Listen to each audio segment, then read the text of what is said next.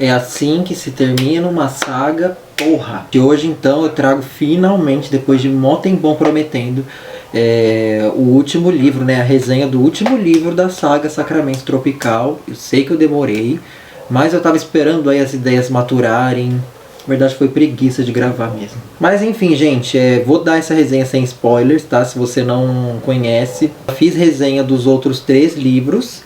Então assim, eu acho que se você assistir esse vídeo não vai interferir tanto, que eu vou tentar pegar leve nos spoilers, tá? Não vou dar nada que vai entregar o final do livro. Vou explicar um pouco como que essa história aí fez eu me sentir, né, esse final de saga. Gente, eu coloquei aparelho nos dentes e eu tô falando igual uma cobra. Então acostume-se com essa nova dicção.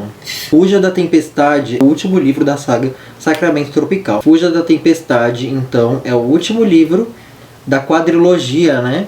Sacramento Tropical, gente, que é considerado aí, né? Ele é vendido como uma ficção erótica, mas para mim ele é um drama familiar muito bem construído. A gente segue então, né, vendo o final dessa trajetória de todos aqueles muitos personagens que a gente conheceu. Aqui, gente, o que a gente vai ter nesse 4º volume? Antes da conclusão, a gente vai ter aquela tempestade antes da bonança, né? A gente vai ter aquela tempestade, não é à toa que o nome do livro é Fuja da Tempestade.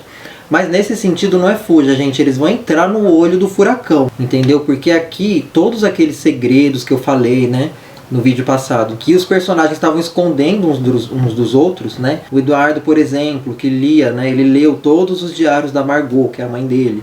E ele descobriu, então, ali muitos segredos, muitos podres da Margot. E ele guardava aquilo só pra ele. Aqui a gente vai, então, ter ele dividindo o peso desse fardo com a esposa dele. E alguns desses segredos da Margot vindo à tona agora. A história atual vai se passar em 2031. Temos um salto aí no tempo. E os filhos deles, né, da Jaque, ali, daquela primeira geração, já estão adultos, então, agora. Lidando com os problemas e as consequências de tudo que eles fizeram no outro livro. Aqui, gente, a gente vai ter, como eu falei, né, os segredos sendo revelados e expostos para todo mundo ver. Porque uma das personagens da nova geração agora, né, dos filhos, teve uma brilhante ideia de escrever uma história.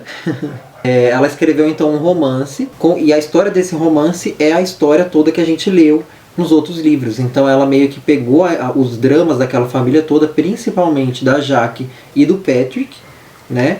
E escreveu ali toda uma história erótica e dramática e publicou isso, gente. O livro foi um sucesso de vendas, né? Todo mundo lendo esse livro e todo mundo tendo a vida exposta, né? Eu acharia isso o máximo, né?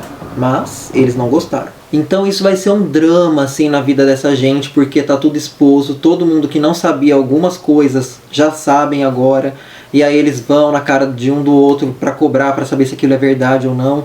E assim, gente, os dramas, eles são um pouco sérios, assim, até. E é muito legal acompanhar toda essa merda sendo jogada ali no ventilador. A conclusão de toda a história, ela é, como eu falei, ela é uma bonança depois da tempestade, sabe? Ela é um sopro, assim, de ar fresco, com muitas perdas, tá, gente? Não é porque o livro chegou no final que vai ter aquele respiro gostoso que não vai ter alguns efeitos colaterais. Alguns deles foram muito pesados para mim.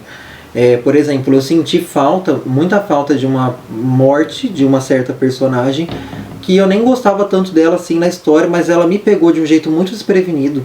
E eu fiquei assim com um amargo na boca no final, sabe? Não é todo mundo que vai fazer as pazes com todo mundo, então assim, dramas familiares sempre têm consequências, né, gente? Então, mesmo a história chegando ao fim, vai ter ali os seus efeitos colaterais e alguns deles bem sérios. Tem uma personagem, uma das filhas, né, ali daquela geração do Sacramento, que ela é uma viciada em sexo e amor. Ela tem uma hipersexualização muito grande com ela e ela tem que resolver esses demônios porque já tá passando do ponto. Eu me identifiquei muito com essa personagem, gente. Ela é muito bem construída.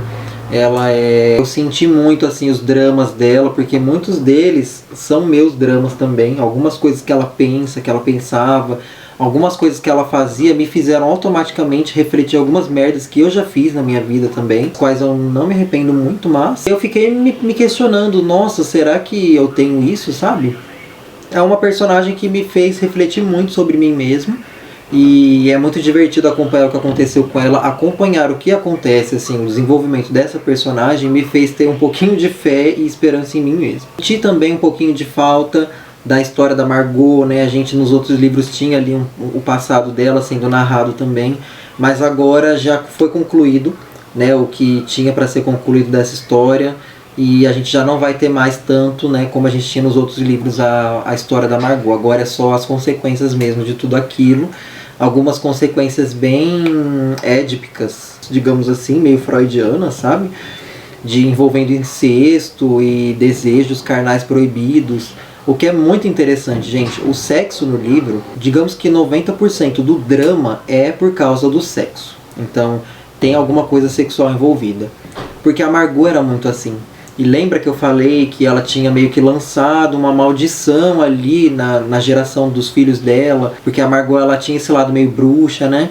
E é uma maldição sexual, gente. É uma coisa que sempre vai ter o sexo envolvido. Desde que aquelas duas garotas inocentes pousaram em Bellares, né? E aqueles caras deram caronas para ela, começou dali. Então a gente entende que tudo tem a ver com o sexo, né? É uma coisa muito assim, impressionante, como que o sexo ainda tem essa força, né, no ser humano. Ele é uma parte muito importante do ser humano. Quem fala que não tá mentindo, tá? Porque o fato de você reprimir uma sexualidade não muito comum, não muito tradicional, pode te acarretar muitos problemas. E o livro fala muito disso. Ele fala sobre repressão do desejo, desejos proibidos. Ele fala sobre a fantasia e a prática daquela fantasia, né? Até que ponto você pode fantasiar sobre alguma coisa até o momento que você pratica aquilo e como você lida com aquilo depois. E não tem como ler essa história e não comparar com a sua própria família, né? E eu fui fazendo isso à medida que eu fui lendo o último livro e todos os outros livros, e eu cheguei na conclusão de que, sabe, minha deusa, a minha família assim tem dramas tão bobos, tão bestas, são coisas tão idiotas que poderiam ser que poderiam ser resolvidas com um simples telefonema, e as pessoas param de se falar, elas cortam vínculos de amizades e ficam anos sem olhar um na cara do outro por causa de uma coisa imbecil. E uma pessoa que está de fora, que lê essa história, vai achar que a família Sacramento é como se eles fossem pervertidos, uma família desajustada, desajuizada, vergonha. Mas o que eu acho é que eles são até bem maduros. O fato deles terem passado praticamente a vida inteira com esses problemas envolvendo o sexo, com problemas assim de cunho sexual, tornou eles maduros para relevar algumas coisas que não têm importância. E assim, gente, eu tô só filosofando aqui, mas isso tudo faz sentido quando você for ler a história. Cada personagem representa, né, eu já falei isso até nos outros vídeos, cada personagem representa um pouco do que o ser humano é composto, né? Então cada personagem ali é um pouco de você mesmo. Então você tem ali aquele lado muito impulsivo, que é o lado dessa personagem que eu falei que é viciada em sexo. Você tem um lado muito reprimido, que é o caso do homossexual que está se desenvolvendo, que agora nesse livro já está mais liberto, tem que resolver os problemas do pai dele, dos pais deles, né? Você tem um lado, olha só como é interessante. Na minha opinião, o cara que era mais reservado, né, o personagem que era mais contido, que era mais certinho no livro todo, que tentava fazer tudo certo, era o mais problemático de todos eles. Então é aquele personagem que mais se reprimia o desejo dele, e aquele que meio que vivia à sombra dos outros personagens era o mais problemático. E isso é uma coisa que acontece muito, eu vejo muito isso acontecendo. Falam que os mais quietinhos são os piores, né? E, gente, é bem isso mesmo. Mas assim, gente, o livro é muito bom. Ele é bom como entretenimento. Ele é bom como um entretenimento para você passar o tempo mesmo. Ele é bom como uma ficção erótica, porque as cenas de sexo são muito bem feitas. Elas são encaixadas em momentos bem estratégicos, assim, né? Para deixar o livro sempre mais apimentado, o livro sempre mais pra cima mesmo, sem deixar morno, né? E ele é muito bom como um drama familiar que te faz refletir sobre a vida, que te faz refletir sobre a sua própria família, que te faz refletir sobre escolhas que você já fez na vida, porque o livro fala muito sobre envelhecer também, ele fala sobre o sexo na terceira idade, sobre sexualidade e envelhecer, né? E coisas que se você não fizer agora, você não vai ter outra chance, né? Porque a sua juventude é uma só. Então ele fala muito disso, e ele fala também sobre sua própria sexualidade, sobre os seus desejos, sobre as suas fantasias e as suas ações. Então assim, gente, o livro, apesar de ser só um entretenimento bem gostoso de ser lido, ele me fez pensar em muita coisa, e como eu falei, muitos daqueles personagens acabaram ficando comigo, principalmente aquela que eu não gostava muito e que acabou morrendo, ficou ali em mim. Então eu acho que cada um deles, como eu falei, é um pouco de mim mesmo. Eu me vi ali em cada um deles. Todos eles têm um pouco de mim. E é muito interessante, gente, esse livro. Eu espero que tenha ficado um pouco claro, que não tenha ficado muito confuso, porque é difícil fazer uma resenha de um quarto livro sem dar muitos spoilers, né? Mas assim, é uma história que você vai ler e vai ficar com você por um tempinho. E eu acho que ela é uma história muito palpável. Ela é muito... A gente já viu isso acontecer em algum lugar, sabe? Você tá lendo ali cenas de, por exemplo, alguma prática sexual meio proibida, algum desejo incestuoso, algum segredinho sujo, sabe? Escondido aqui e ali da esposa, dos filhos. E a gente já viu isso acontecer muitas vezes. Então é uma história muito real, muito palpável na realidade, e coisa que com certeza você já deve ter passado na sua família. E é o que eu te falei, é legal você ver como esses personagens vão sair dessa furada, porque uma hora ou outra vai acabar acontecendo com a gente. É isso, gente. Espero que vocês tenham gostado aí do final, né, dessa saga.